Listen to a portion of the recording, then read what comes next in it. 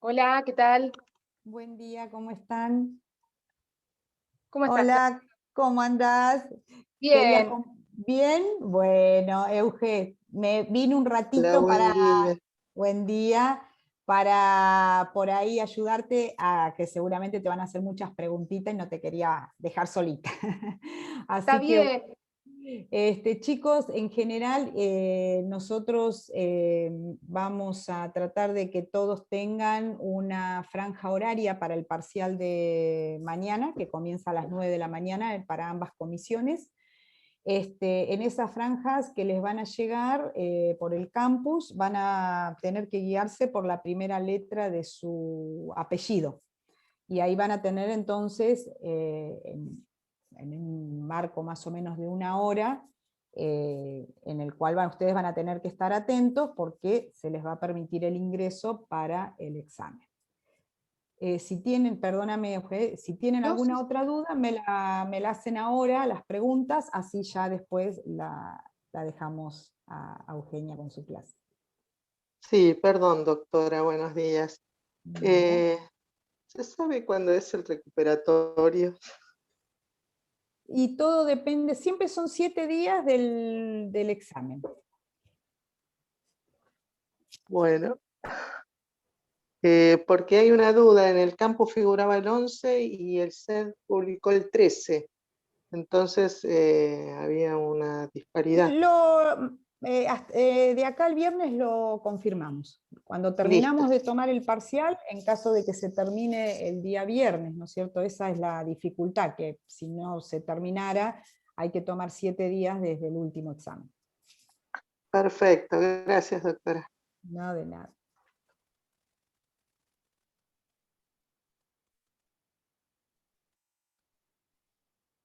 ¿Alguna otra pregunta?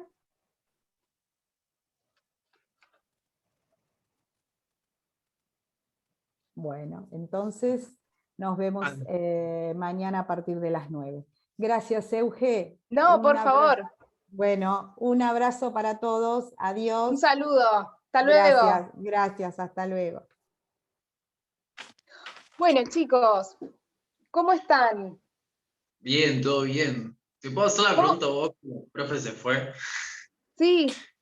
Entonces, por ejemplo, yo soy C, ¿no? Entonces, a Ujú. partir de las 9 estoy enganchado al Zoom, o sea, o me avisarán. Eso no entendí. Claro, ustedes tienen que estar Sí. ingresados, como dijo la doctora, y Sí. ahí les van a ir dando, digamos, Ah, el para cupo poder es ingresar, el pase para poder ingresar, claro. Ustedes tienen que estar de acuerdo al orden sí. de los apellidos, Ok, entendí, gracias. nombres, y ahí les van a ir dando para que pasen Gracias. mañana.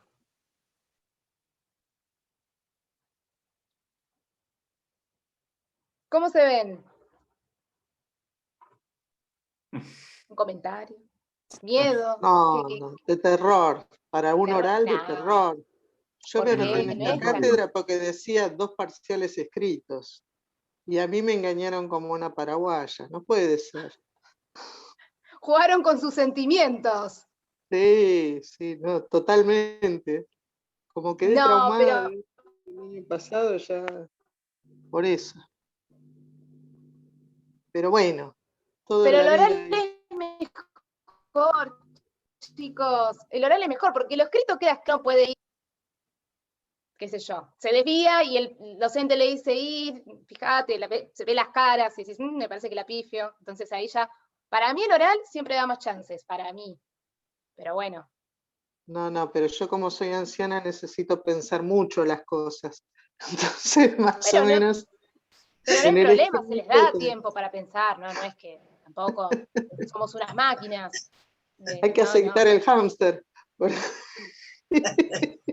Hay que Oxidado. relajar, hay que hacer, antes del parcial hay que hacer ejercicio de relajación y decir, bueno, porque si no, si se abatatan, intenten no abatatarse, que es lo que a veces pasa. O sea, intenten No, tranquilizarse, pensar, tranquilos, ordénense, pueden tener ¿cómo se llama? El cronograma a mano, por si, para ubicarse, Sí. eso no hay problema, lo pueden tener. Estuve viendo las clases del doctor Pelle, sobre todo la unidad 9, que fue en la que no vimos casi. Y yo decía, ay no, qué vergüenza, ¿qué voy a hablar adelante de este hombre? Por favor. No, es para hacerse la araquita. Bueno, pero ustedes piensen que el doctor Peli hace años que viene estudiando, ustedes están aprendiendo, nadie pretende que eso no sería justo para ustedes, ¿no? Que están aprendiendo, pero bueno, no nos metan así unas cosas raras que se inventan a veces. El derecho, la mitad, hay cosas que uno tiene que saber porque no las puede inventar. Así que, para ver cómo manejan los temas. Se escucha muy mal, profe. Es lo que nos interesa. ¿Se Sí, escucha se mal? está escuchando, sí, Ay, como sí, si está. estuviera hablando desde otro planeta, así medio... Sí. Puede ser, porque estoy con poco internet. Como están tomando reales acá en mi casa, puede ser que se esté cortando. Ah, sí, puede ser. Por Claro. eso. No tengo forma de solucionarlo. Así que bueno, chicos, arranquemos con la clase. Tengo acá el mouse. Arranquemos con la clase, así, bueno, a ver cómo lo podemos ir haciendo. Yo voy a borrar el video, a achicarlos, que así me consume menos datos. A ver si de esta manera se corta menos. Cualquier cosa, abren el micrófono y me avisan, ¿sí? Sí, cómo no. Perfecto. Bueno, nosotros nos habíamos quedado, ¿se acuerdan un poquito del tema que veníamos viendo, que era persona jurídica? Lo que habíamos charlado la clase pasada, la capacidad de la persona jurídica, bueno, cómo se creaban las teorías de la persona jurídica y demás. Habíamos charlado un poquito de todo eso. Ahora vamos a ver lo que es la personalidad diferenciada, ¿no es cierto? ¿A qué se refiere la doctrina cuando habla de la personalidad diferenciada de la persona jurídica? Bueno, cuando uno constituye una persona jurídica, tiene, digamos, como finalidad principal crear, ¿qué? Un nuevo sujeto de derechos. ¿Se acuerdan que habíamos dicho que había un conjunto de personas que se organizaba y, qué sé yo, creaba como un club y para hacer algún tipo de actividad, o se organizaban para vender cosas? Entonces, para facilitar las transacciones, el comercio y las relaciones jurídicas, se crea esta figura de la persona jurídica que se le va a otorgar una personalidad, la aptitud para adquirir derechos y contraer obligaciones, específicamente para el cumplimiento del fin de esa persona jurídica. Y ahí entraría la capacidad limitada, ¿no es cierto?, que tenía la persona jurídica, que solamente va a poder realizar aquellos actos que estén dirigidos a la consecución del fin de su creación o del objeto de su creación o de la finalidad de su creación, que es lo mismo. Bien, entonces, ¿qué pasa? Acá se plantean una cuestión los doctrinarios, dicen, bueno, si creamos una persona, para poder realizar este conjunto de personas que se representen por una sola, existen personalidades diferentes. Y acá viene la cuestión, ¿no es cierto? Sería que esta persona jurídica constituye un nuevo sujeto de derecho que va a tener distinto patrimonio y, se podría decir, distinta responsabilidad a la de los miembros que componen esta persona jurídica. Entonces, existe, ¿qué cosa? Una separación de personalidad entre lo que sería la personalidad del ente y la de las personas o los miembros que componen esa persona jurídica. Por eso se dice que no hay que confundir a la persona jurídica con los miembros que la integran, porque la persona jurídica tiene personalidad diferente o diferenciada a la de los miembros que la integran, ¿sí? Una cosa es la persona jurídica, otra cosa son los miembros que la integran. Entonces, siguiendo esta lógica, podemos decir que los terceros, digamos, que contratan con la persona jurídica, no contratan con los miembros de la persona jurídica directamente, ¿no es cierto?, de manera personal, sino que contratan con el ente que es creado por esos miembros, ¿no es cierto?, o sea, con la persona jurídica propiamente dicha. Por lo tanto, si tenemos por un lado a la persona jurídica de existencia ideal, ¿no es cierto?, porque se acuerdan que habíamos hablado de que era un ente ideal, etcétera, etcétera, y bueno, después estaban todas las doctrinas y demás. Entonces, si por un lado tenemos la persona jurídica y por el otro tenemos a los miembros que componen a esta persona jurídica, o sea, a estas personas físicas, también podemos decir que estas personas jurídicas, podemos decir que entre estas dos personas hay distintos patrimonios, ¿no es cierto? O sea, está el de la persona jurídica y el de cada uno de los miembros que componen la persona jurídica. O sea que hay o existen patrimonios diversos, ¿bien? Y a su vez, digamos, si tenemos personas distintas, o sea, la persona jurídica y sus miembros, patrimonios diversos, que sería el de la persona jurídica y el de sus miembros, ¿podemos decir también que existen responsabilidades distintas? ¿Ustedes qué piensan? ¿Hay responsabilidades distintas?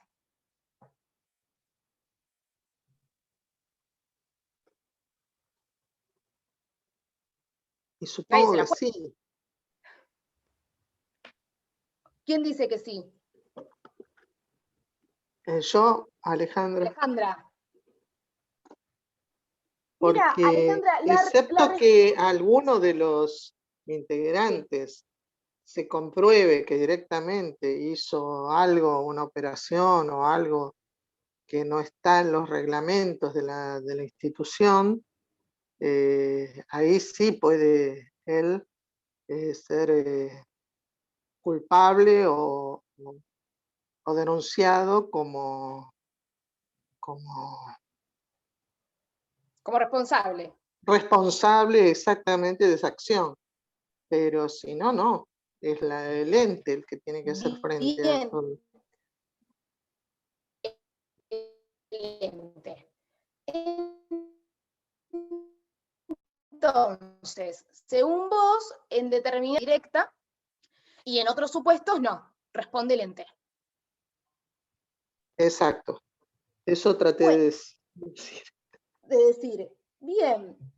A ver, Alejandra, lo que decís está bien y te me estás adelantando a una parte de la clase que ahora vamos a ver.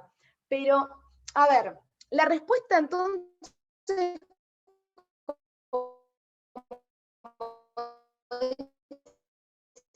Alejandra, sería sí y no, ¿no es cierto? ¿Por qué? Porque en principio, cada obligaciones y las deudas que tenga, o sea, las personas que integran, la persona jurídica, cada persona física responde por sus deudas, y la persona jurídica responderá por las deudas o obligaciones que contraiga con terceros. Entonces, ¿qué pasa en estos casos? Los acreedores de la persona jurídica solamente van a poder atacar o van a poder agredir bienes de la persona jurídica. Pero ¿qué pasa? Esta sería la parte que Alejandra dice que responde la persona jurídica, ¿no es cierto? Siempre hablando de las obligaciones que contrae la persona jurídica. Pero también, más allá de que está esa posibilidad que dice Alejandra, que ahora vamos a ver, que sería el tema de la inoponibilidad de la persona jurídica, ya se refiere a esos casos en donde hay una cuestión que es, digamos, que excede, se utiliza la persona jurídica en exceso de sus capacidades, y entonces ahí hay que ver quién responde. Ese sería el otro supuesto que Alejandra estaba comentando recién.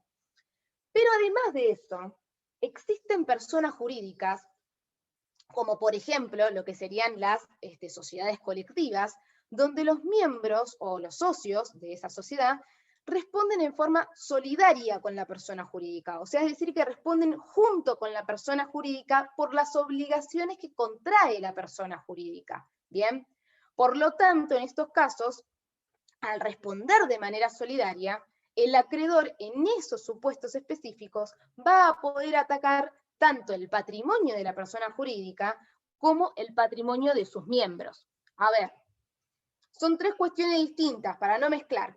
Cuando hablamos de la responsabilidad de la persona jurídica o la de sus miembros, la respuesta, mi criterio obviamente, sería sí y no. ¿Por qué? Porque en principio Cada persona responde por sus deudas. La persona jurídica responderá por las obligaciones que contraiga ella como persona jurídica, y los miembros responderán por las obligaciones que contraigan ellos de manera personal. Bien, hasta ahí vamos bien.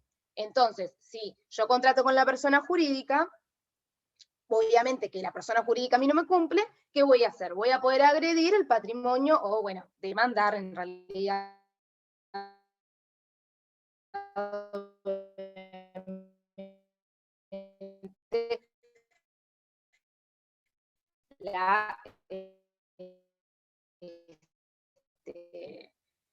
los daños y perjuicios. Como la jurídica tiene un más con que existen otro tipo de personas jurídicas, como por ejemplo lo son, que yo les pongo las sociedades colectivas, pero podría ser otro tipo de personas jurídicas también, donde los miembros responden de manera solidaria con la persona jurídica. Solidaria quiere decir que respondemos los dos juntos. La persona jurídica contrata con un tercero, pero la responsabilidad va a ser mía, como miembro, y de la persona jurídica por el cumplimiento de esa obligación. Entonces, ¿qué pasa en estos casos? Como yo contraté con una sociedad colectiva, cuando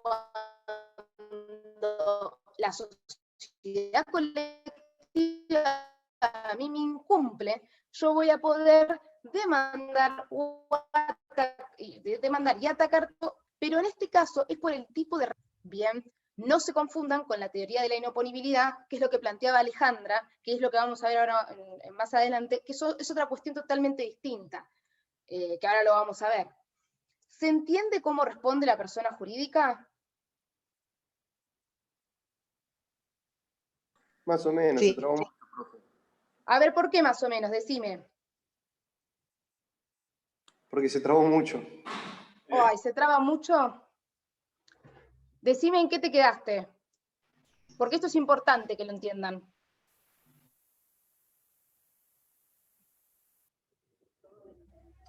Sobre las sociedades que tienen que responder también por la persona jurídica. Claro, en realidad, no sé quién está hablando, que se me salió el cartelito. ¿Quién? Benjamín. Benjamín. Benjamín, ¿qué pasa? Yo te estoy dando de ejemplo un tipo de persona jurídica, pero ¿qué pasa? La regla general es que la persona jurídica va a responder, la persona que contrate con terceros, con alguna persona, va a responder por las obligaciones que ella tenga, ¿no es cierto? Pero puede suceder, pero existen otro tipo de personas jurídicas, como por ejemplo yo les digo que son las sociedades colectivas, donde la persona jurídica responde solidariamente con sus miembros. Entonces la diferencia al responder de manera solidaria, que esto lo van a ver el cuatrimestre que viene si cursan Civil 2, lo van a ver ahí, el tipo de obligaciones se ve en esa parte.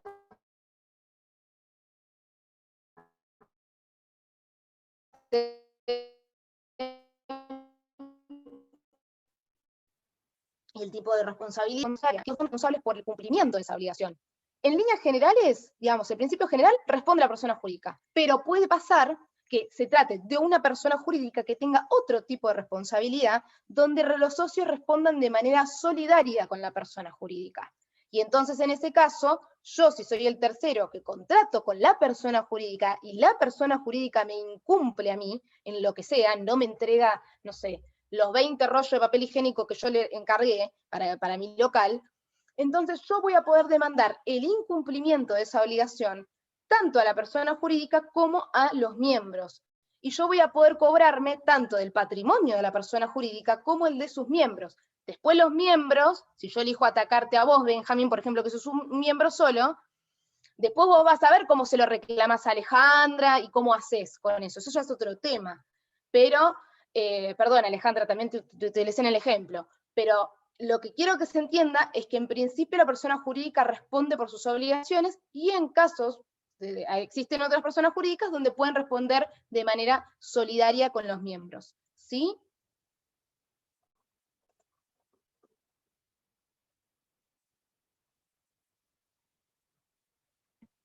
Bueno, entonces, que se entienda que existen personalidades diferenciadas, responsabilidades diferentes y patrimonios distintos. Bien, Vamos al régimen aplicable, que acá tenemos el artículo 150 del Código Civil y Comercial. ¿Se corta mucho, chicos? Bastante, doctor. Bastante. Bueno, a ver. Sí, porque no tengo...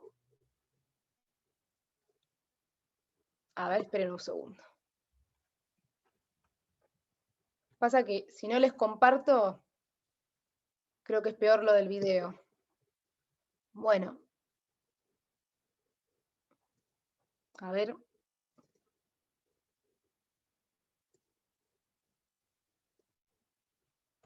Bueno, vamos a la persona jurídica privada. El artículo 150, ¿qué hace? Establece como una especie de orden de prelación de las normas que se tienen que aplicar o que se pueden aplicar a las personas jurídicas privadas. ¿Bien? Personas jurídicas privadas, porque saben que existen las personas jurídicas privadas y las personas jurídicas públicas. Eso lo habíamos hablado también en la clase anterior, que me lo habían comentado ustedes, eso mismo. Entonces, ¿cuáles son las normas aplicables, o cuál es el orden de prelación, mejor dicho, para las normas que se tienen que aplicar a las personas jurídicas privadas? Tenemos que, en primer lugar, lo que dice el artículo, habla de las normas imperativas que están en las leyes especiales, o dispuestas por leyes especiales, y, o digamos en su defecto, serían las que están previstas en el Código Civil y Comercial. Bien, normas imperativas, eso es lo importante. Primero voy a las normas imperativas que me dice la ley especial que rige ese tipo de persona jurídica. Si no me dice nada, voy a las normas imperativas que rigen a ese tipo de persona jurídica en el Código Civil y Comercial. Por ejemplo, si yo tengo una sociedad que es una sociedad anónima, se aplican primero las reglas respecto de la sociedad anónima que tiene la Ley General de Sociedades, que es la ley especial que rige a las sociedades. Y subsidiariamente voy a aplicar las leyes del código, las normas imperativas del código. Después tenemos las normas del estatuto o del contrato social. Y acá ustedes van a tener que distinguir lo que sería el estatuto del acto constitutivo. ¿Por qué? Porque aunque son dos cosas que están digamos, están como incluidas en el mismo texto y que se aprueban en el mismo momento, son dos cosas que son distintas. El acto constitutivo es el negocio jurídico que da origen a la entidad. El acto constitutivo es el negocio jurídico que da origen a la entidad.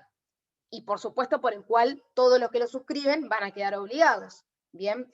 En cambio, el estatuto es el que contiene todas las normas o las reglas relativas a la entidad y que van a regir toda la vida de la entidad. ¿Bien? Entonces, el acto constitutivo es el negocio jurídico por el cual se le da origen a la entidad. En cambio, ¿el estatuto qué es? Es el que contiene todas las normas que van a regir la vida de la entidad. ¿Bien? Entonces, una vez que este estatuto está aprobado por el Estado, porque uno tiene un régimen de aprobación, este estatuto adquiere, digamos, como el valor de una verdadera norma jurídica que va a gobernar esta entidad y a la cual, por supuesto, van a estar sometidos todos sus miembros. O sea que el estatuto, entre otras cosas, ¿qué va a hacer? Va a regular, por ejemplo, los derechos y las obligaciones de todos los miembros fundadores y de los que se incorporen con posterioridad. El estatuto es, para las personas jurídicas, que se utiliza más en las empresas y demás, o en las fundaciones y demás, es como, por ejemplo, para que tengan una idea, lo que sería el reglamento de copropiedad en los consorcios que hoy en día se consideran personas jurídicas. Pero, por ejemplo, el estatuto del consorcio es el reglamento de propiedad horizontal, para que ustedes tengan una idea. ¿Bien? Entonces, no se confunde el acto constitutivo de lo que sería el estatuto. Bien, entonces, primero tengo las normas imperativas, después tengo el estatuto, voy al estatuto. Si las normas imperativas no me resuelven la cuestión o no las tengo que aplicar en ese caso, voy al estatuto. Y por último, tenemos las leyes supletorias, ¿bien? Que establezca tanto las leyes especiales o el Código Civil y Comercial. Que pueden ser leyes supletorias aquellas que son disponibles también por las partes, o sea, las leyes imperativas no lo son.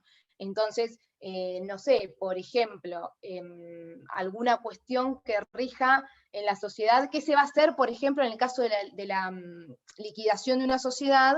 ¿Qué se hace con el remanente? Pagamos todas las deudas, la sociedad quiebra, tenemos que pagar todas las deudas, pagamos y queda un remanente. ¿Qué hacemos con ese remanente? El estatuto puede establecer qué es lo que se hace con ese remanente, no sé, dice que ese remanente se va a retornar a los socios fundadores, por ejemplo. O a los miembros fundadores. O puede ser que no diga nada. Entonces, en el caso que no diga nada, voy a ir a ver qué dice la ley de sociedades respecto de si existe un remanente. Si la ley de sociedades no me dice nada, voy a ver qué me dice el código respecto del remanente. Bueno, esas serían leyes supletorias, por ejemplo. Y bueno, por último, el artículo 150 habla de las que serían las personas jurídicas privadas extranjeras que dicen que se van a regir por la Ley General de Sociedades nuestras. Bien, vamos a pasar al tema de la inoponibilidad de la persona jurídica, de la que más o menos nos estuvo comentando algo Alejandra en la clase, cuando hablábamos de la personalidad diferenciada. Vamos a leer el artículo 144. ¿Alguien se anima a leerme el artículo 144?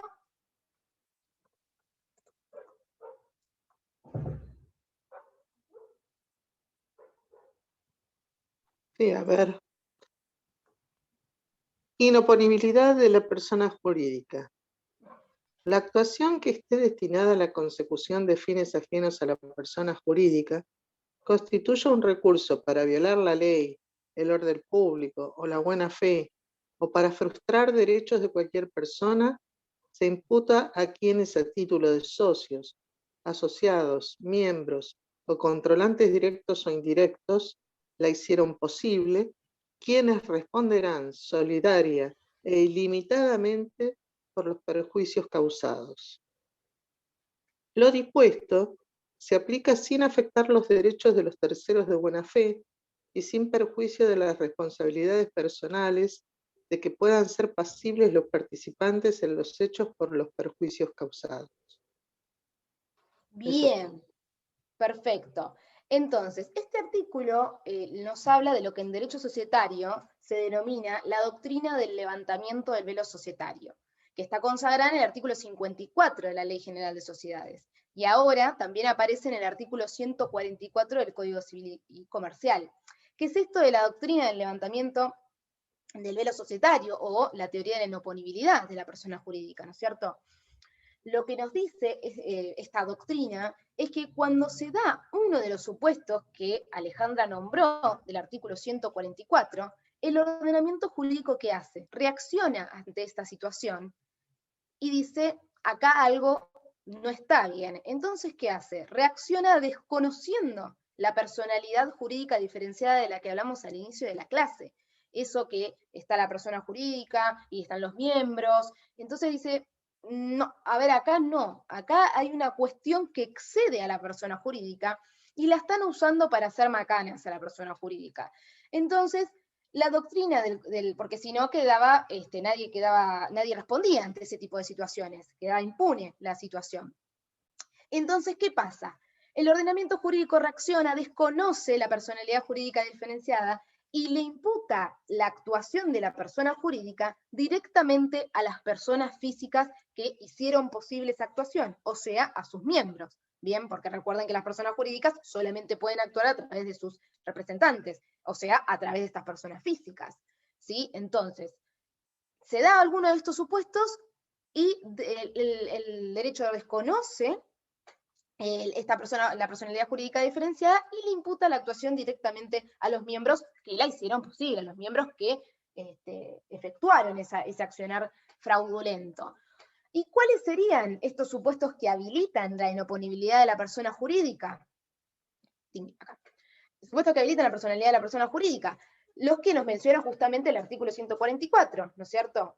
O sea, digamos que la personalidad jurídica se va a desestimar o puede ser desestimada o puede ser dejada de lado cuando se utiliza la persona jurídica con fines ajenos a los que determina la ley, cuando se la utilice como un recurso para violar la ley, el orden público, la buena fe, o cuando se la utilice para frustrar derechos de terceros. Bien, por ejemplo, yo ahí les puse fines ajenos a los que determina la ley. Tenemos, por ejemplo, cuando se la crea con una causa ilícita o con una causa simulada.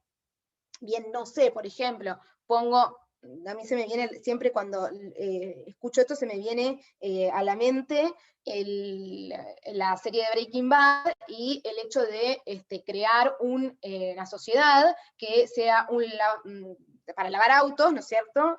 Pongo un lavadero de autos y en realidad lo que estoy haciendo es lavar dinero. Bien, esto sería una causa simulada, por ejemplo. O bueno, que también sería un recurso que se la estoy utilizando también a la vez como un mero recurso para violar la ley, sería las dos cosas al mismo tiempo, ¿no es cierto? Que para violar la ley se puede dar por transgresión o elusión. ¿Qué es transgresión? Cuando una persona actúa directamente en violación a la norma, violando la norma jurídica, y por elusión, cuando se actúa, digamos, evitando aplicar la norma pertinente para el caso concreto. Bueno, después te la puedo utilizar para violar el orden público, o para frustrar, por ejemplo, derechos de terceros, que justamente puede ser cualquier tipo de negocio fraudulento en perjuicio de terceros. Por ejemplo, vendo todos los bienes de la persona jurídica para insolventarla, entonces no pueden cobrarse los acreedores su crédito. Bien, entonces estoy actuando, frustrando derechos de terceros, porque yo adquiero, o la persona jurídica, mejor dicho, adquiere crédito, y después no lo va a poder afrontar, porque no tiene bienes suficientes para afrontar sus deudas. Entonces esto sería un accionar fraudulento también. Bien, ¿y a quién se le va a imputar la actuación de la persona jurídica? Bien, o sea, se dan alguno de estos supuestos, se corre la responsabilidad de la persona jurídica, porque acá, como dijimos, hay algo que raro, algo turbio, digamos, ¿y quién va a responder en estos casos entonces? Bien, el artículo nos dice que la actuación se va a imputar a los socios, asociados, miembros o controlantes directos o indirectos. Bueno, socios, asociados, miembros es lo mismo, son los miembros de la persona jurídica, lo que pasa es que dependiendo a veces del tipo de sociedad, por ejemplo, si es una asociación se le dice asociados, si es una sociedad se le dice socios, o dependiendo del tipo de sociedad, miembros, pero en realidad se entiende que son a las personas físicas, justamente como yo les decía, que lo hicieron posibles. Y los controlantes directos o indirectos, a ver, los controlantes directos son... A ver. Ay, no lo puedo ver al chat. No sé quién me está hablando, pero no me lo deja abrir. Bueno, los controlantes directos son los que, no los quiero confundir mucho con esto porque lo van a ver cuando llegue sociedades, pero para que entiendan y no, con que nos digan a nosotros que la actuación se le imputa a los miembros de la sociedad, socios, asociados, miembros y controlantes directos o indirectos, con que sepan eso está bien, pero para que no repitan como loros, más o menos les comento que es el tema de los controlantes directos o indirectos. Los controlantes directos son los que pueden formar la voluntad de la persona jurídica para tomar decisiones. O sea, por ejemplo, los socios mayoritarios serían el que tiene, por ejemplo, en una SA, en una sociedad anónima, sería el que tiene más acciones, por ejemplo. Cuando digo formar la voluntad de la persona jurídica, me refiero a tener los votos necesarios para tomar una determinada decisión. Eso se le llama así formar la voluntad de la persona jurídica en la asamblea, en el ámbito en el que se desarrolle la reunión. Y los controlantes indirectos son los que logran formar la voluntad de la persona jurídica, pero a través de otros sujetos. ¿Bien? O sea, les voy a dar un ejemplo. Controlantes directos, se los doy a la escala de lo que serían las personas jurídicas. Por ejemplo, Disney, la sociedad, compró la empresa de Marvel. Es socio mayoritario en Marvel, que es otra empresa, por ejemplo. Entonces, él tiene la capacidad, él es el controlante directo de la empresa de Marvel. O sea, ¿por qué? Porque tiene acciones de Marvel, Disney, o sea, es una sociedad que tiene acciones de otra sociedad. Ustedes siempre imagínense que son personas jurídicas. Yo puedo tener acciones en Disney, en Marvel, en Sancor, en Amanecer, en donde a mí se me ocurra, y donde tenga obviamente la plata para poder obtenerlas, ¿no? Más vale. Pero entonces, es lo mismo con las personas jurídicas. Las personas jurídicas pueden tener acciones de otras personas jurídicas, ¿bien? Entonces, por ejemplo, en este ejemplo que yo le digo, Disney compró acciones de Marvel y compró tantas acciones que ahora es socio mayoritario de Marvel. Entonces él es un controlante directo de las decisiones que se tomen en la empresa de Marvel. ¿Qué pasa con el tema de los controlantes indirectos? Supongamos que tenemos son 5 empresas que forman otra empresa más, que es, no sé, pongámosle que se llama Alimentar S.A., la empresa grande, y que la conforman, pongámosle, El Amanecer, Terrabusi, Arcor, La Salteña y, no sé, ¿qué dije? El Amanecer, Terrabusi, Arcor, La Salteña y Sancor, pongámosle. Los controlantes indirectos sería, por ejemplo, supongámosle que Arcor tiene a su vez, o sea, es controlante directo, para hablar con propiedad, de Terrabusi y de Sancor. Entonces, ¿qué pasa? Nosotros, todos los 5 conformamos Alimentar S.A., pero como Arcor es socio mayoritario de Terrabusi y de Sancor, me queda, ¿qué había dicho? El Amanecer, bueno, las otras 2 empresas, ya me perdí cuáles había dicho, pongamos el Amanecer y La Salteña, creo que había dicho. Me quedan las otras 2, pero como le decía, Arcor es socio mayoritario de Sancor y de Terrabusi, él va a tomar una decisión determinada para Alimentar S.A., que es, no sé, comprar cualquier cosa, no sé, comprar no sé cuántos tachos de basura para lo que sea. Entonces, como esa es la decisión que se tiene que tomar, como es socio mayoritario en Arcor y en Terrabusi y en Sancor, él es controlante indirecto, digamos, controla indirectamente la decisión de alimentar, porque es a su vez indirectamente socio, digamos, como mayoritario de esa acción, porque controla, porque tiene acciones mayoritarias en Terrabusi y en Alimentar. ¿Se entendió o los estoy enroscando más de lo que les quiero explicar? La verdad, me perdí. No se entendió. Es que no les hice un dibujo. Si les hubiese hecho un dibujo, se hubiese entendido más. Pero Profe, bueno, el controlante indirecto... ¿Cómo? No, iba a decir que el controlador es el socio mayoritario de una empresa y el indirecto es el que tiene 2 empresas y indirectamente controla la otra, ¿o no? O sea, Claro, como tiene varias acciones en otras empresas, que esas mismas empresas tienen que conformar parte de otra, porque si no, no le sirve. El controlante indirecto controla otras empresas que conforman parte de una misma empresa, entonces de esa manera logra formar la voluntad. Por eso les decía, si estas 5 empresas, A, B, C, D y E, forman parte de Alimentar, si hay una empresa que tiene a su vez acciones en otras 2 empresas, va a formar la voluntad de Alimentar S.A. porque justamente es socio mayoritario en las otras 2. Pero bueno, por eso no los quería complicar tanto, porque es como un tema... Quédense con que volvamos al tema que nos ocupa a nosotros, que sería esto de a quién se le imputa el accionar. Se le imputa a los socios, asociados, miembros, controlantes directos o indirectos. Bien. Perdón, ¿podría ser el caso de los vaciamientos de empresas? Cuando una empresa grande compra a otra para vaciarla. ¿Por qué? O sea, ¿a qué te referís con eso? ¿Caso de qué? Porque es un fin ajeno, o sea, es una mala fe.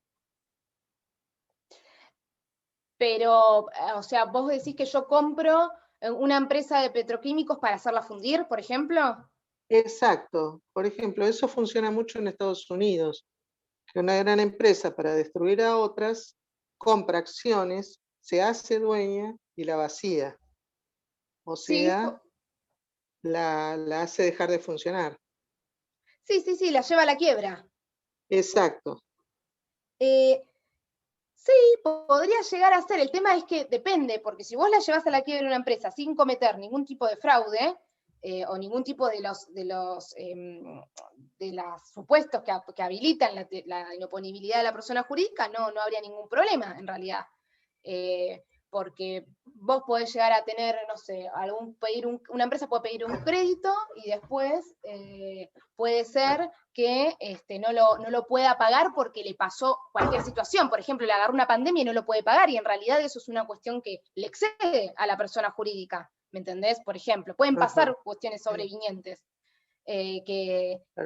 por las cuales se pueda dar. Se tiene que dar sí o sí uno de los supuestos, pero podría ser el caso que vos decís, si yo agarro una persona jurídica, la quiero fundir, entonces adquiero mucho crédito, después no lo puedo pagar sabiendo que no lo puedo pagar. Siempre el tema está en demostrar esa cuestión, ¿no es cierto? Porque Claro. uno a la vista puede decir, sí, mira, esto es así, pero bueno, hay que demostrarlo también. Exacto. Así que bueno, Gracias. y entonces, ¿cuál sería entonces el efecto de la inoponibilidad? Que justamente se le imputa directamente el accionar de la persona jurídica a las personas físicas que lo hicieron posible, y van a responder estas personas físicas directamente con su patrimonio, o sea, se le imputa con repercusión directa en el patrimonio de las personas físicas.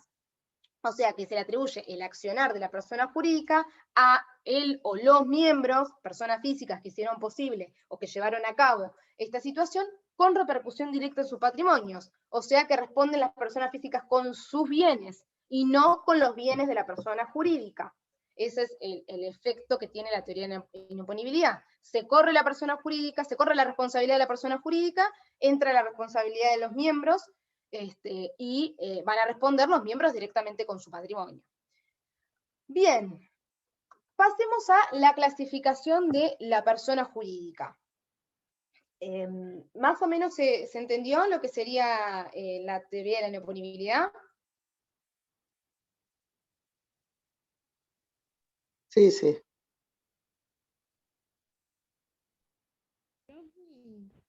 Bien.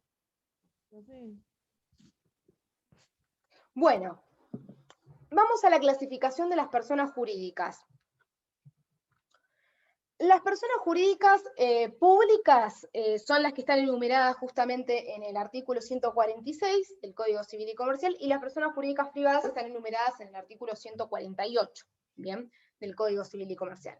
Las personas jurídicas públicas, digamos, están reguladas o regidas, se rigen por normas del derecho público, que obviamente normas de derecho público que las crean. Pueden ser, ya sea que sean personas jurídicas de índole municipal, pero que las haya creado el Estado municipal, provincial o nacional, por ejemplo.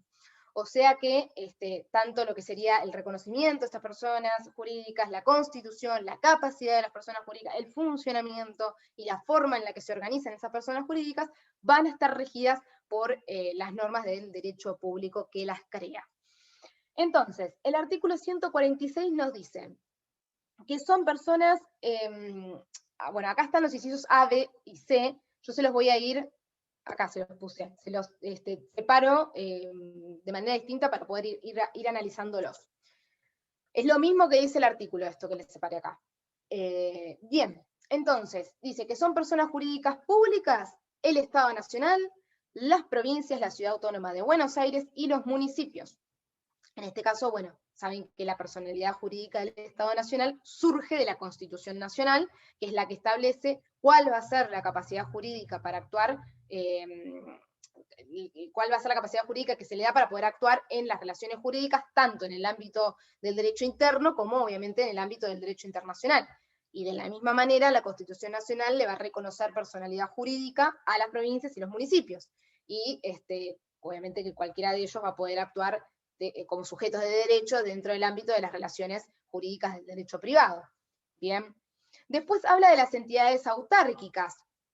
Las entidades autárquicas son como, para que tengan una idea, son como desmembraciones o desmembramientos del Estado. Y son desmembramientos, digamos, en los cuales se van a delegar ciertas funciones del Estado. O sea que, digamos, son descentralizaciones del poder del Estado, las entidades autárquicas.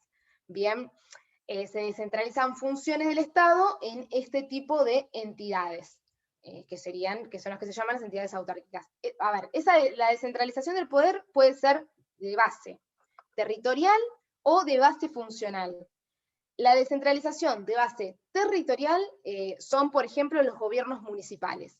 Y la descentralización del poder del Estado de base funcional se da cuando se delega en otra entidad, obviamente en otro ente público, el cumplimiento de un determinado fin estatal, ¿bien?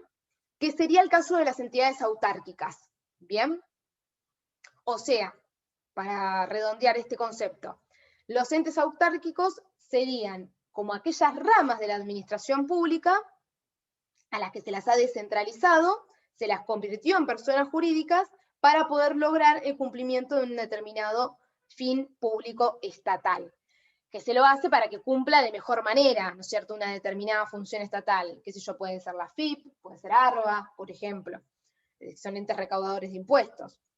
Y estas entidades autárquicas, obviamente, justamente con el ejemplo que les doy, pueden ser creadas por el Estado nacional, por el Estado provincial o municipal. AFIP es nacional, ARBA es provincial, por ejemplo.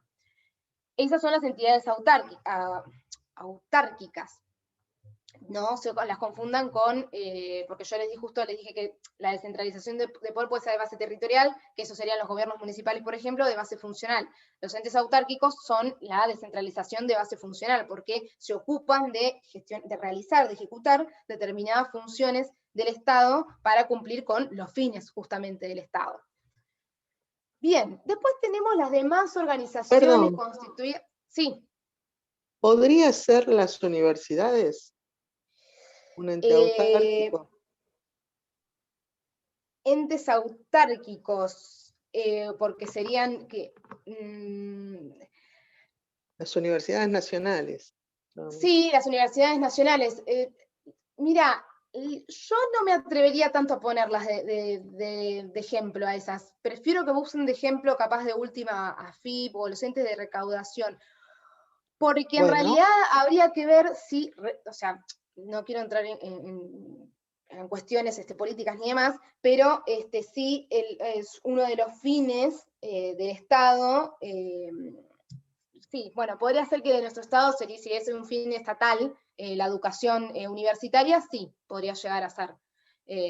Pero yo no la pondría mucho como ejemplo a la Universidad Nacional por las dudas, de mi humilde opinión. Bien. Demás organizaciones, dice, constituidas en la República, a las que el ordenamiento jurídico atribuya ese carácter.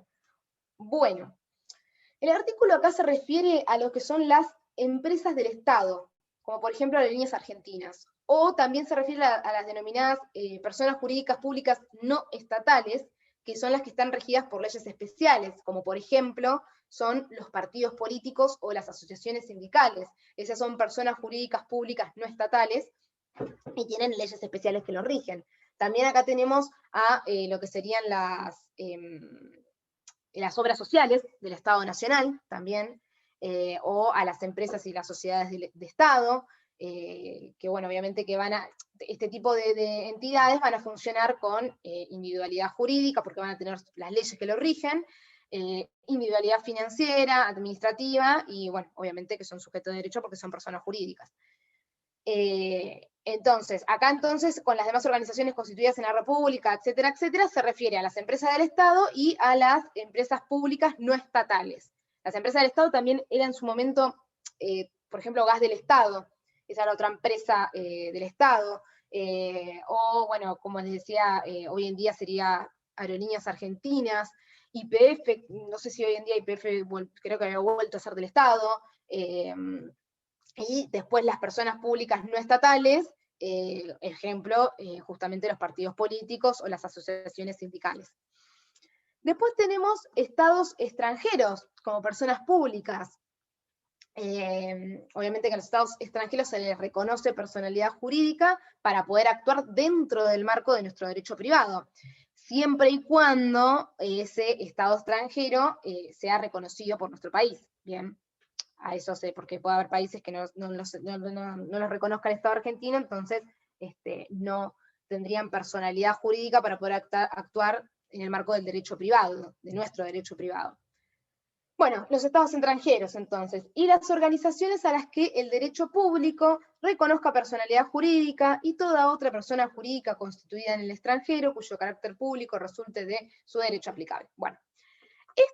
El inciso quinto, digamos, de acá del punteo que yo les hice, es el caso de lo que serían las organizaciones internacionales, por ejemplo, la ONU, la OEA, o sea, la Organización de las Naciones Unidas, la Organización de Estados americanos, la UNESCO, el Fondo, el FMI, el Fondo Monetario Internacional, que son organizaciones a las que, digamos, el derecho internacional público les reconoce personalidad jurídica, son organizaciones que están constituidas en el extranjero y que nuestro derecho reconoce como tales, reconoce como organizaciones que tienen personalidad jurídica, como organizaciones internacionales públicas. Y después tenemos a la Iglesia Católica, que la Iglesia Católica es una persona jurídica no estatal, la Iglesia Católica. Y acá siempre se plantea la cuestión del artículo 2 del código, de la Constitución Nacional. ¿No es cierto? Este artículo establece la obligación del gobierno federal de sostener el culto católico apostólico romano, más o menos dice algo así, el artículo. O sea, decir, la Constitución Nacional no quiere decir eso. Y esto, de hecho, también fue aclarado por la Corte Suprema de Justicia en la causa Villacampa. En realidad, esto da para hablar para rato, pero bueno, lo que tienen que tener en claro es que en nuestro país rige la libertad de culto, por lo tanto, cada persona puede profesar y practicar la religión que desee. Y esto que dice en realidad el artículo 2, solamente lo que hace, o hacía en realidad alusión, era un sostenimiento en términos económicos por parte del Estado Nacional hacia la Iglesia Católica. Digo hacía porque tengo entendido que actualmente se ha sacado, o se ha reducido bastante los subsidios a la Iglesia Católica, o por lo menos sé que así lo es con los colegios católicos. Pero bueno, se refiere siempre a un sostenimiento en términos económicos, y no a una obligación, o a qué es el culto obligatorio del país, porque acá rige la libertad de cultos. Después tenemos las personas jurídicas privadas, bien, que establece el artículo 148.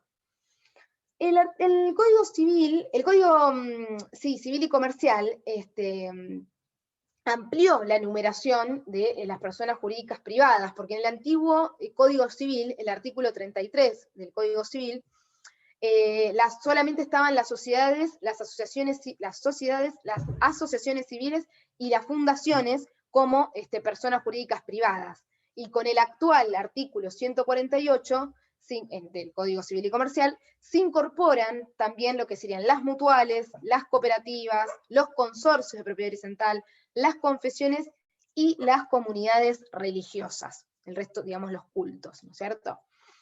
Y también el artículo 148 incorpora una categoría que muchos doctrinarios denominan como residual, en la que ingresaría toda otra persona jurídica que no esté mencionada, contemplada en el código, o sea, que no esté mencionada en el artículo 148, o cualquier otra persona jurídica que esté contemplada también en leyes especiales, o sea, no es un artículo con número clausus, no son las únicas personas jurídicas, sino que las da como a modo de ejemplificación, si se quiere, o en realidad deja abierta la posibilidad de que existan otras personas jurídicas que estén incorporadas a lo largo del código, en otro tipo de numeración, o porque se incorporen con posterioridad por leyes especiales, deja abierta la posibilidad de las personas jurídicas, distinto de las personas públicas, que son las que dice el artículo 146. Bien. Bueno, por razones de tiempo me voy a detener brevemente en cada una de estas personas jurídicas, porque también extendernos excedería el marco, digamos, de este curso, ¿no es cierto? Las sociedades, no sé, sí, tenemos tiempo. Las sociedades, bueno, a raíz de lo que sería la unificación del Código Civil con el Código Comercial, desaparecen de la legislación las sociedades civiles, y la Ley de Sociedades Comerciales se pasa a denominar Ley General de Sociedades. Y el artículo 1 de esta Ley General de Sociedades define lo que son las sociedades, y las define diciendo que va a existir o va a haber sociedad cuando una o más personas, en forma organizada y adoptando alguno de los tipos societarios que prevé la ley, se obliga a realizar aportes para aplicarlos, dice, a la producción de bienes o al intercambio de bienes o servicios, y que todos los miembros van a participar de los beneficios y soportar las pérdidas. Se incorpora una gran novedad en realidad en el artículo 1, porque se incorporan las sociedades unipersonales que antes no estaban previstas. Antes iba a haber sociedad cuando 2 o más personas, ahora es cuando 1 o más personas adopten uno de los tipos societarios y se obliguen, bueno, a aplicar un tipo de aporte para bienes o servicios. O sea que con esta definición, digamos que queda claro que el tipo de sociedades que regula la Ley General de Sociedades se constituyen, o son sociedades con fines de lucro, ¿no es cierto? Después tenemos las asociaciones civiles, las simples asociaciones, las fundaciones, que ya las han visto ustedes, porque hay una bolilla que habla de las simples asociaciones, las asociaciones civiles y las fundaciones. Las asociaciones civiles son las que están reguladas en el artículo 168 al 186, se los tendría que haber puesto acá, no me di cuenta. 186, son las que tienen por finalidad perseguir a un tipo de interés común. Ese interés común que persiguen las asociaciones no tiene que ser contrario al interés general o al bien común de la comunidad, o sea que, estoy haciendo un breve repaso rápido, ¿no?, de esto, o sea que ese fin que persigue la asociación tiene que guardar un respeto por lo que es la diversidad cultural, étnica, religiosa, política, o sea, tiene que guardar respeto por el bien general o el interés común. Las asociaciones civiles no persiguen fines de lucro, ¿bien? O sea, no lo persiguen como fin principal, ni por supuesto pueden tener por fin el lucro para los miembros, ¿no es cierto? Y van a necesitar de una autorización para poder funcionar. ¿A qué me refiero con que, o sea, porque tienen que estar el lucro subjetivo y el lucro objetivo? Las asociaciones civiles pueden tener lucros objetivos. ¿Qué quiere decir? Que pueden realizar actividades que generen dinero, pero ese dinero es para justamente la consecución de sus fines, no para que los socios posean un beneficio en términos económicos de la asociación civil. Bien. Por eso no persiguen fines de lucro como fin principal, pero sí pueden realizar actividades que generen réditos que son exclusivamente para el fin que persiga la asociación en sí. No tiene por fin el lucro para los miembros. Después tenemos las simples asociaciones, que son las que están reguladas en el artículo 187 al 192, son poquitos artículos.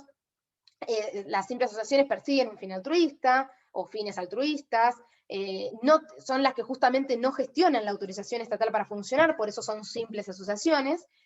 Y por ejemplo, un ejemplo de simple asociación, que creo que Rivera lo dice en el libro, es los centros de estudiantes, por ejemplo, o una asociación barrial. Esos son simples asociaciones, son las que no gestionan una autorización estatal para funcionar.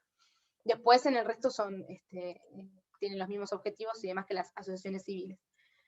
Las fundaciones, que están reguladas en el 193 al 224, son las que persiguen una también finalidad común. Esa finalidad va a estar definida justamente por el fundador, que es el que otorga el aporte principal, porque se vieron que las fundaciones se crean a raíz de una donación, un acto de dotación, se le llama, de una persona que pone parte de su patrimonio para generar una fundación, justamente, una persona jurídica. No persigue obviamente propósitos de lucro estas fundaciones, y van a necesitar también, al igual que las asociaciones civiles, una autorización para funcionar. Bien, y bueno, persiguen, creo que ya lo dije, persiguen el bien común, y la actividad que vaya a tener la fundación la va a definir el socio fundador, que es el que la crea, digamos. Después tenemos las iglesias, confesiones, comunidades o entidades religiosas.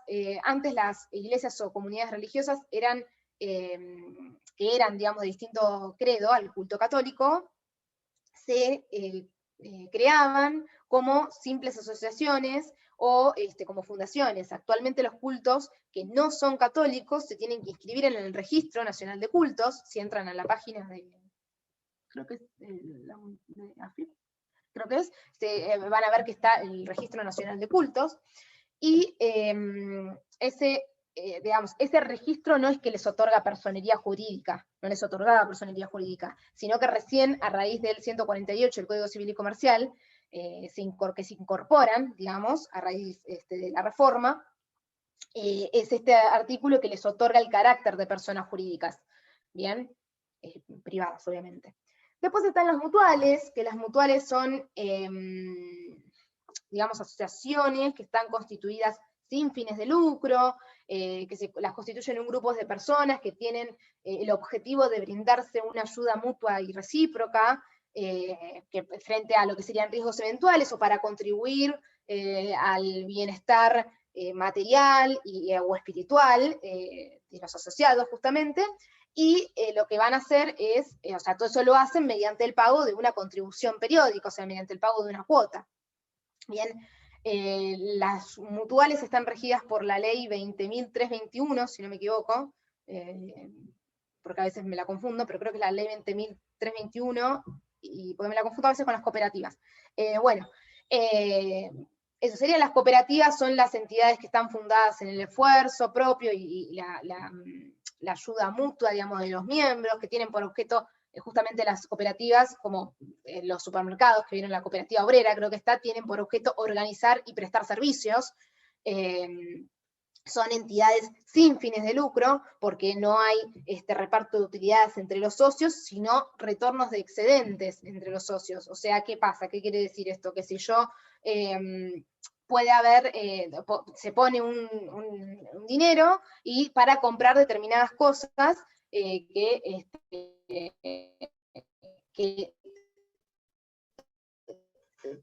se distribuyen entre los miembros de la cooperativa. Y si sobra dinero, porque juntamos 100 pesos para comprar 20 paquetes de arroz, y nos sobran 20 pesos, de esos 20 pesos que sobran, sí se retornan a los, a los miembros de la cooperativa. Bueno, y después tenemos los consorcios de propiedad horizontal, que me estaba olvidando, que estos consorcios, 24 en el Código Civil y Comercial, porque se incorpora la propiedad horizontal en el Código Civil y Comercial, antes estaban con una ley aparte, define los consorcios como personas jurídicas que están, como las personas jurídicas que están constituidas por el conjunto de propietarios de las unidades funcionales, dice, que creo que algo así dice el artículo. O que se define la persona jurídica consorcio como el conjunto de propietarios de unidades funcionales, algo así dice. La cuestión es que el consorcio lo constituyen todos los propietarios del edificio, ¿no es cierto? Bueno, se va a regir, obviamente, como les comentaba en un principio cuando hablábamos, les hacía el paralelismo del estatuto con el reglamento, se rigen justamente por el reglamento de propiedad horizontal, y bueno, está constituido por órganos, como muchas de las sociedades, de las asociaciones y demás, tienen, de las personas jurídicas, quiero decir, pero los consorcios de propiedad horizontal tienen 3 órganos que son principales, que son la Asamblea de Propietarios, el Consejo de Propietarios, y la administración o el administrador. Bien, después el código habla de ese criterio residual que les estaba... Sí.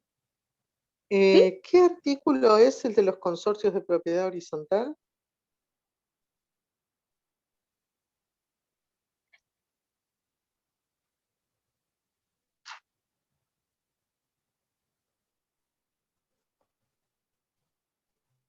Después, bueno, el último inciso, justo tipo de ese criterio residual del que les hablaba al principio. Después ustedes tienen un punto en el programa que dice los que no son personas jurídicas. A ver, hay institutos que algunos doctrinarios consideraban como personas jurídicas, pero que en realidad no lo son, y que no hay que confundirlos con las personas jurídicas. O sea, serían justamente estos que les puse acá, la sociedad conyugal, la sucesión y la masa de la quiebra. ¿Qué pasaba con la sociedad conyugal? Existía una doctrina francesa, existe una doctrina francesa que ve a la sociedad conyugal, a esta comunidad de ganancialidad, como si fuese una verdadera persona jurídica. Pero hoy en día esa doctrina o esa tesis está totalmente abandonada, dejada de lado, porque se sabe que cada cónyuge va a conservar la administración, la libre administración de sus bienes, y de los que adquieran, ¿no es cierto?, dentro de esa sociedad conyugal, y en realidad la sociedad conyugal solamente va a adquirir relevancia o virtualidad cuando se disuelve, que es ahí donde se tiene que hacer la división de los bienes. Pero mientras tanto, no existe, no es que una persona, la sociedad conyugal, yo me caso y con mi pareja constituyo a mi cónyuge, constituyo una sociedad conyugal, porque elegimos hoy en día el régimen de comunidad de bienes, y no es que nosotros cada vez que compramos algo es la sociedad conyugal Pirulito y Fernandito. No es una persona jurídica, es una forma de administración del patrimonio de la pareja, que en realidad durante la vida de la pareja, cada cual conserva la libre de administración, no existe un ente ideal que contrate, no existe personalidad diferenciada, nada, sino que somos nosotros que tenemos cada cual bienes a su nombre, y bueno, con las reglas de lo que sería la sociedad conyugal, que bueno, tiene unas ciertas reglas que no vienen al caso, pero bueno, no hay que confundirlos con una persona jurídica. Lo mismo pasa con la sucesión. En la sucesión, los herederos, ¿qué pasa en la sucesión? Conservan todos los derechos sobre los bienes del acervo hereditario, ¿bien? Y obviamente mientras no se mantenga, perdón, la masa se mantenga en indivisión. No hay una persona jurídica en estos casos, sino que lo que hay es una situación de indivisión hereditaria, que lo que se asemeja es más a un condominio. ¿Por qué? Porque mientras se esté en esa situación de indivisión, todos los bienes se van a administrar como si se estuvieran en condominio de todos los herederos, o sea, como si fuese de todos los herederos. ¿A qué voy? ¿Qué pasa? En una sucesión, cuando muere una persona, bueno, lo van a ver en sucesiones, se va a establecerse, los herederos forzosos heredan automáticamente los bienes, ¿bien? Pero esa masa hereditaria, el acervo hereditario, esa masa de la sucesión, ese conjunto de bienes, la casa, el auto, la casa de campo, el yate, lo que tenga la persona, todo lo que constituye el patrimonio, en principio no está dividido. Se mantiene, es lo que se está en un estado de indivisión hereditaria hasta que se llega a la partición de los bienes, que es donde se adjudica a cada persona, de acuerdo a la proporción que le corresponda, los bienes del difunto. Entonces, en esos casos, alguna parte de la doctrina decía, acá ahí tiene que haber una persona jurídica, porque en realidad, cuando, qué sé yo, si hay que pagar deudas, la tiene que pagar la sucesión, entonces se generó como una suerte de confusión, que en realidad no es que existe ninguna persona jurídica ni nada. Lo que hay acá es justamente una indivisión hereditaria, una situación, un estadio del proceso, que se llama división hereditaria, que lo que hace es asemejarse justamente a un condominio. ¿Por qué? Porque los herederos tienen que mantener las propiedades de esa, por ejemplo, de la sucesión. Entonces, pongámosle que el abuelo tiene, o bueno, no el abuelo, sino el papá que falleció, tiene un hotel. Entonces, ese hotel se está cayendo a pedazos y tiene un frente y tenemos responsabilidad civil porque alguien va a tener que responder si se le cae un balcón a alguien en la cabeza. Entonces, hay que hacerle el mantenimiento.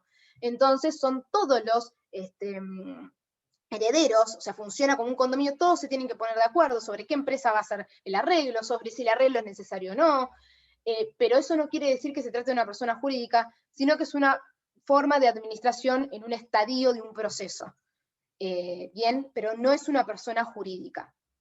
Y después pasa similar con lo que sería la masa de la quiebra.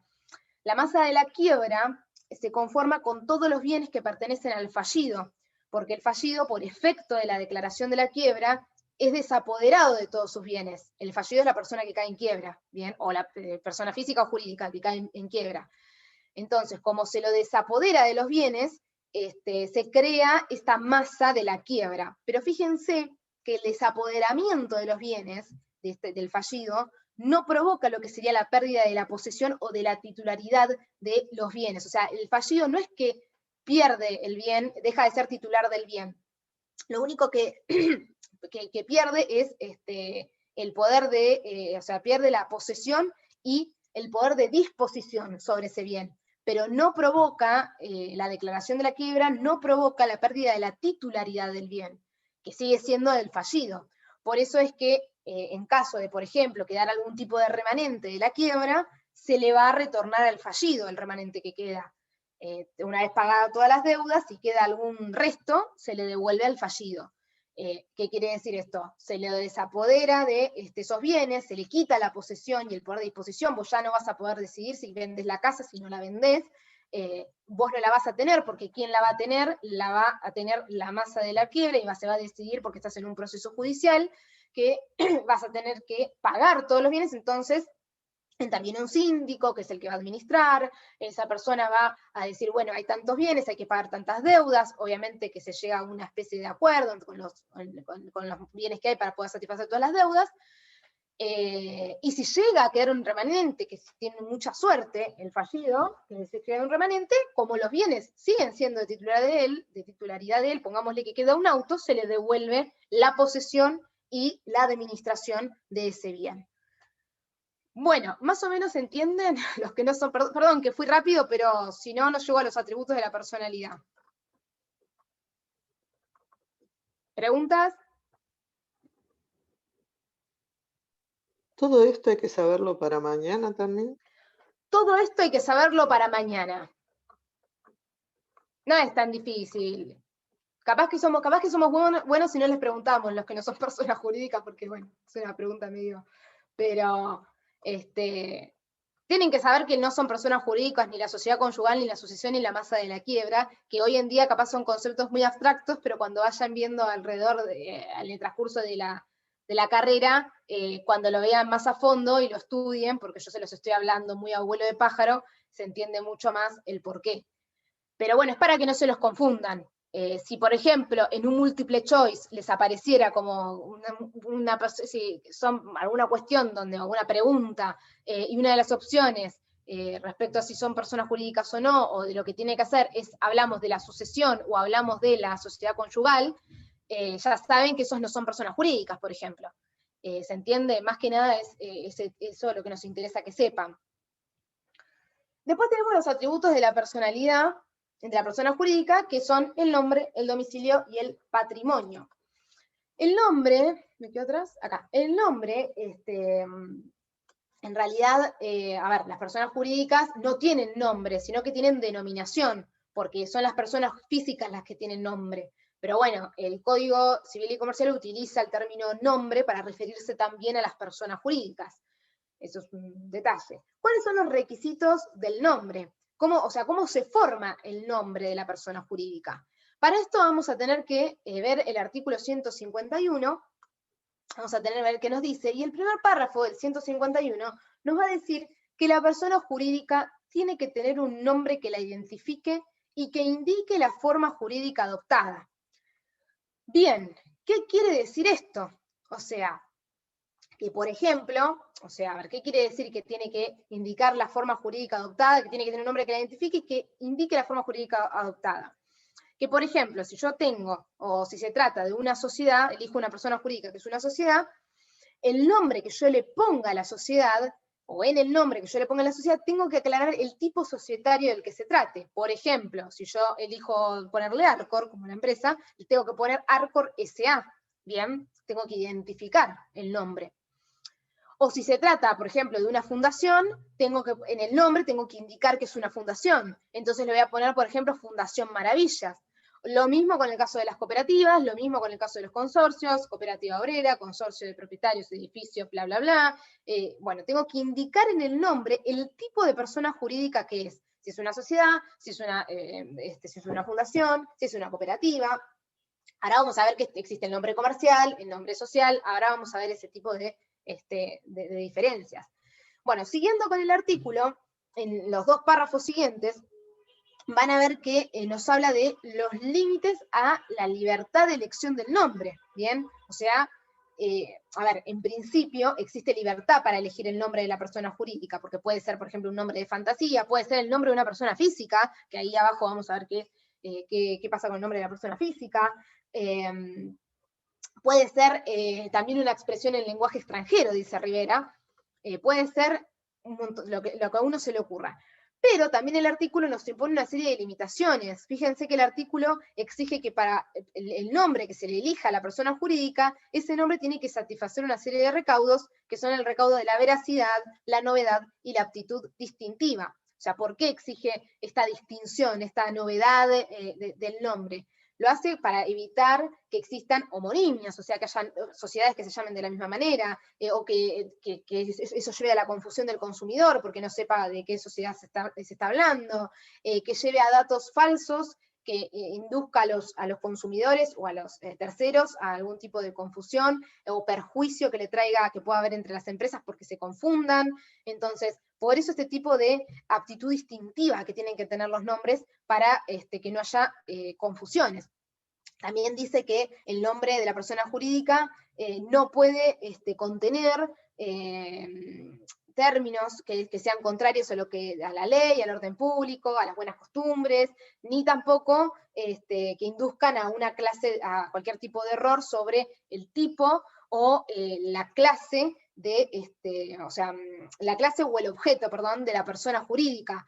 O sea, yo no puedo ponerle como nombre a una persona jurídica, por ejemplo, SRLSA, porque confunde a la persona. Por más que SRL signifiquen las siglas de lo que a mí se me ocurra, como SRL son las siglas de un tipo societario, eso puede llevar a confusión sobre el tipo, sobre la clase de persona jurídica que es. Bien. Bueno, después, ¿qué pasa en el caso de que se incluya justamente el nombre de una persona física en el nombre de una persona jurídica? O sea, cuando se designa una persona jurídica con el nombre de una persona física. Y para esto el 151 lo que nos dice es que se va a necesitar la conformidad de la persona física. Y nos dice que esa conformidad se va a presumir si se trata de uno de los miembros de esa sociedad. O sea, si el nombre que se incluye en el nombre de la persona jurídica es el de uno de los miembros de la sociedad.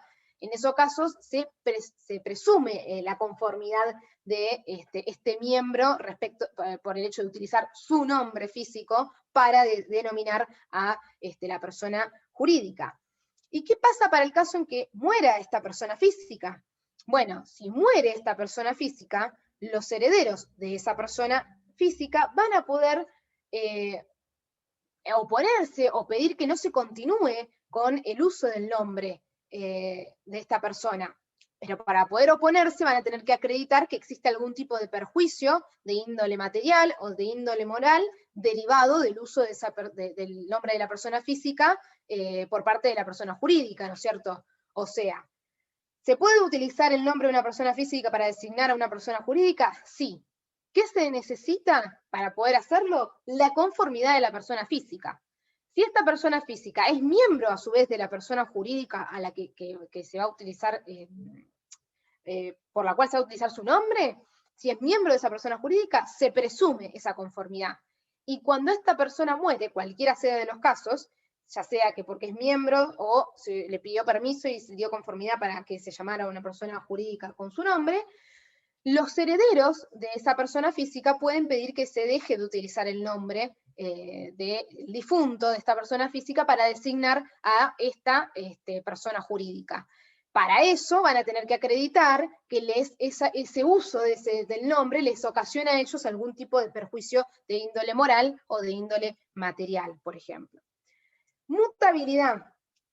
El nombre de la persona jurídica, en principio, es mutable, a diferencia del nombre de la persona física, que en principio es inmutable. ¿Se acuerdan que lo vimos?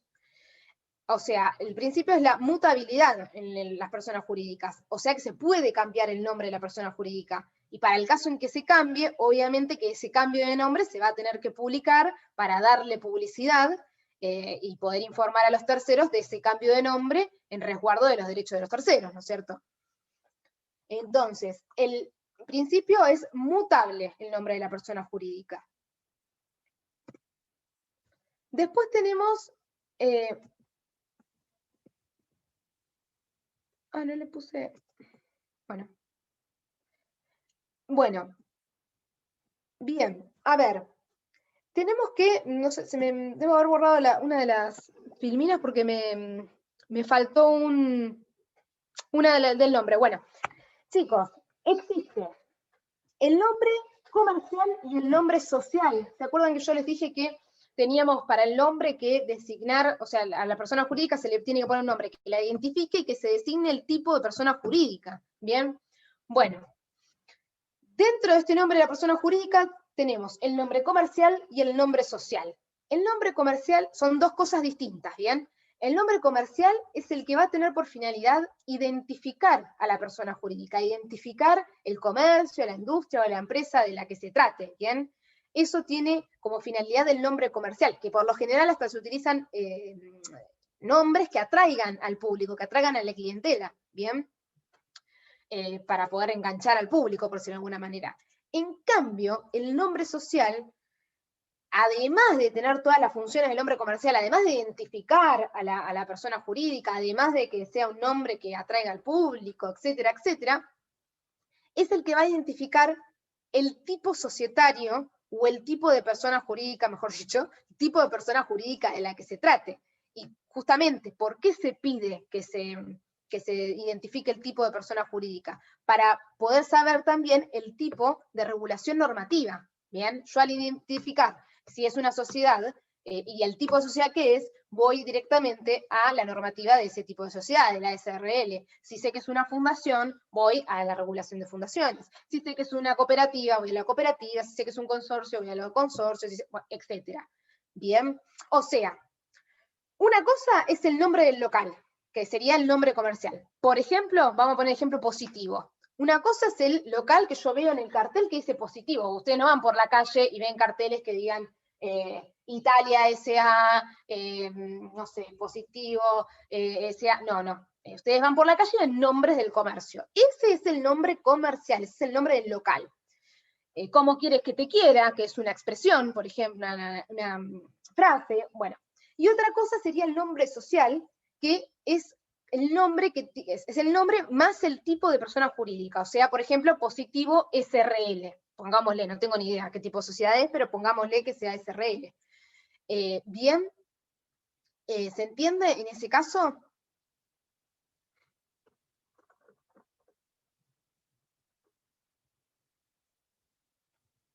Y acá después tenemos el domicilio. Y ya termino y los libero para que sigan estudiando tranquilos. Me queda domicilio y patrimonio, que es cortito. El domicilio, acá hay que distinguir entre lo que es, y ahí se los puse yo las definiciones, que era que con nombre les quería hacer lo mismo para que ya les quedara. El domicilio, hay que hacer una distinción en lo que te es. El domicilio y la sede social. El domicilio justamente es el que está identificado de manera genérica y es el que designa la ciudad en la cual se asienta la persona jurídica, o sea, designa el lugar donde se encuentra registrada la persona jurídica, ¿bien? Es la ciudad donde se encuentra registrada la persona jurídica. Ese es el domicilio. En cambio, la sede social es el lugar donde funciona la persona jurídica, donde efectivamente funciona la persona jurídica. Es donde, por ejemplo, funciona la administración de la entidad. ¿Bien? Por ejemplo, una cosa es el lugar donde está asentada la persona, donde está registrada la persona jurídica, y la sede social es donde funciona efectivamente. Yo puedo tener registrada la persona jurídica en Río Negro y que tenga una sede social acá en Mar del Plata, en la provincia de Buenos Aires, y que funcione acá efectivamente. Por ejemplo, hay muchas empresas que están radicadas, que tienen su domicilio en el extranjero y funcionan en Argentina. Muchas empresas están radicadas en Uruguay y tienen sede acá en Argentina. Las notificaciones judiciales. Bueno, es sencillo. Las notificaciones judiciales es lo que dice el 153. Bien, a ver, ¿qué dice el 153? Establece que tiene por válidas y vinculantes para todas las personas jurídicas las notificaciones efectuadas en la sede social inscripta. Entonces, el domicilio legal para las notificaciones siempre va a ser el de la sede social que esté inscripta. Bien, todas las notificaciones que se dirijan a la persona jurídica se tienen que dirigir a la sede social. No es necesario que se dirijan al domicilio, sino que es suficiente con que se dirijan, se van a tener por válidas las notificaciones, ya sean judiciales o extrajudiciales, que se dirijan a el domicilio de la sede social inscripta. Sucursales. Las sucursales son un supuesto de domicilio especial de las personas jurídicas, las sucursales, y son las que, digamos, establecen en un lugar que es distinto al del domicilio principal de la persona jurídica donde ejerce la actividad propia del objeto, justamente. O sea que son lugares donde funciona la persona jurídica, pero es distinto del domicilio principal donde está la actividad principal del objeto. Por ejemplo, sucursales, por ejemplo, está el banco y están las sucursales del banco, por ejemplo. Entonces, para el caso en que yo tenga un problema con esta persona jurídica, tenga un incumplimiento contractual, y en el caso que la persona jurídica tenga varias sucursales, los acreedores de la persona jurídica, para poder reclamar cualquier tipo de incumplimiento de esa obligación, van a tener que iniciar las acciones judiciales o extrajudiciales en el domicilio, o sea, van a tener que dirigirlas al domicilio de la sucursal que haya intervenido en la contratación. Bien, esto sería para el caso, obviamente, de incumplimiento de las obligaciones por parte de la persona jurídica. Bueno, no sé si se entendió bien esto de las sucursales. Para mí el ejemplo principal es el del banco.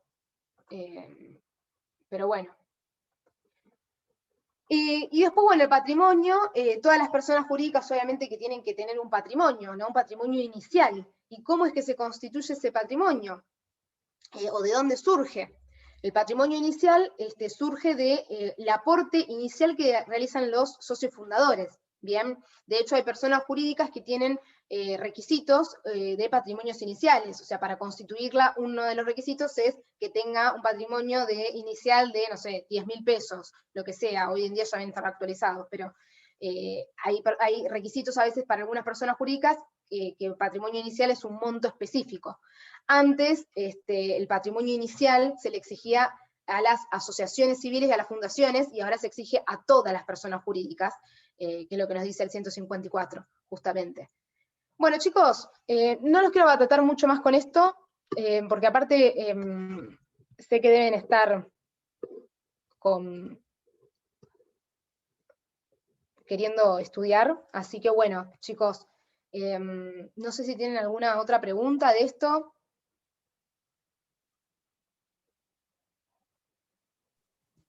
Tengo una pregunta. Sí, se escucha bajito, no sé quién es. No sé el celular como ir el audio. ¿Cómo? ¿Puedo hacer preguntas en el oral y después?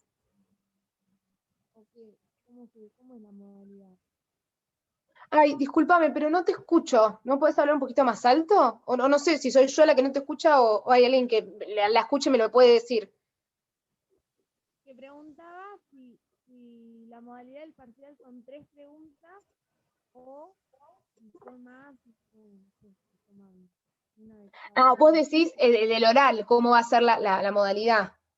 Sí. No, mira, se hacen preguntas, por lo general son 3 preguntas. Y lo que pedimos por lo general es que intenten ser como, no irse por las ramas, lo más concreto posible. Después si se da para ampliar, se amplía, pero no se quieran enroscar, porque a veces cuando abundan en información, se van por la tangente y ahí a veces es donde trastabillan. Entonces, en realidad suelen ser 3 preguntas, depende cómo venga el parcial, ¿no? Un poco, pero como para decirte, suelen ser 3 preguntas. Profe, Sí. ¿puede ser que nos tomen casos a resolver? Ay, no se me ocurrió, ahora que me estás dando la idea, puede ser. No me pongas responsable a mí. No creo. Si se les dan, Fermín, cada, por favor. cada docente, a ver, yo no sé, puede ser que surja, pero a ver, es sumamente sencillo. Imagínense que es un oral, tampoco que vamos a hacer, y tienen que empezar a anotar, no. O sea, si es algo así como puede ser que se les dé una situación, por ejemplo, y que ustedes tengan que decir algo respecto de esa situación, pero no es nada complejo, no es que se le va a decir, a dar un caso así como para resolver, no, Claro, es claro. algo muy cotidiano, digamos, ¿no? ¿Vos vas a estar ahí? Sí, yo mañana voy a estar, por lo menos mañana a partir de las 9 estoy yo, no sé si me toca con el doctor Bordaisco, con la doctora Viedo, y no sé después en los horarios cuándo voy a estar y cuándo no. Pero en principio voy a estar yo, sí, al principio de la clase del oral. Perfecto. Así que no sé si es garantía de algo, chicos, que esté yo, pero bueno. Si los tranquiliza. Una cara amiga. No, pero la doctora Oviedo es buena, no es mala para los orales ni nada. Quédense tranquilos. Y el doctor Bordasco también. No le van a salir con un martes 13, una cosa tan rara. ¿Qué tema les representa más dificultad?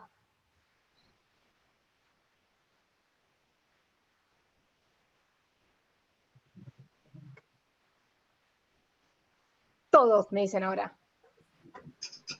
Sí. El tema de los derechos subjetivos. ¿Límites a los derechos subjetivos o los derechos subjetivos? Los derechos subjetivos, con todo lo que es la conducta de vida, los efectos, el régimen jurídico.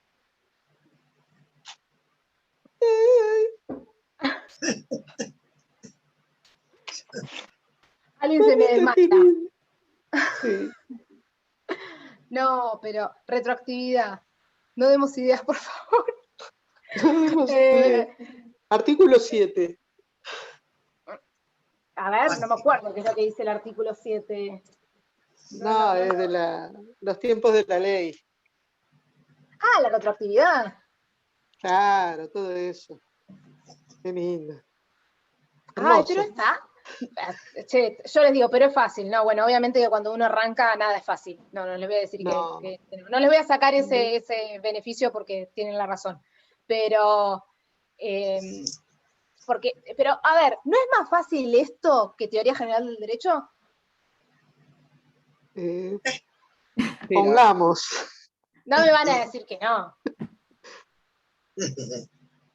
Ya con Achurrón y Bulín Claro, Churrón y Bolívar. es parecida, es un poquito más extensa, capaz.